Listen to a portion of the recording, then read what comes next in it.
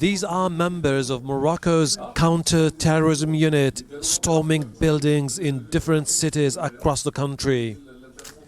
They say it was a major operation launched simultaneously to arrest members of an armed group affiliated with ISIL. They confiscated weapons, ammunition, phones and laptops. The government says the group was planning to target senior political and military officials. We are determined to continue our preventive measures, but at the same time develop our security approach. This is exactly why we created the Central Bureau of Judiciary Investigations. The newly created bureau is responsible for fighting organized crime and terrorism.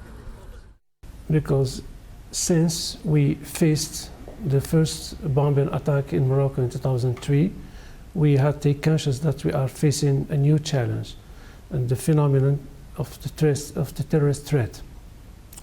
And the solution was to adopt a security approach, taking into account the complexity and the evolving aspects of the criminality. Morocco is part of the US-led coalition against ISIL. It has recently ramped up its security measures. That's because hundreds of Moroccans have joined ISIL and Al-Qaeda-affiliated groups in Syria and Iraq. Abu Ahmed was a notorious military commander in Syria. He was killed during a push by the rebels to capture the city of Latakia. Many of these fighters have crossed to Iraq to join ISIL.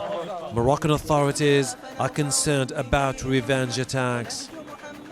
And some people here are worried the fight against the armed groups might be used as an excuse to clamp down on human rights. But officials say that won't happen. Once we gain information about terrorist acts are getting prepared, we get the information, we make sure that it's true, and we inform justice. We work closely, and our job is supervised and controlled by the justice. The army and police patrol main streets, government buildings and airports. It's part of the tightened security measures implemented across the kingdom. The authorities say they have broken up cells of groups recruiting and sending fighters to Syria and Iraq. But the biggest concern here is the growing number of Moroccans fighting along ISIL and Al-Qaeda and the risks of revenge attacks by these fighters if they make it back to the country. Hashim Al-Bara, Al Jazeera, Rabat.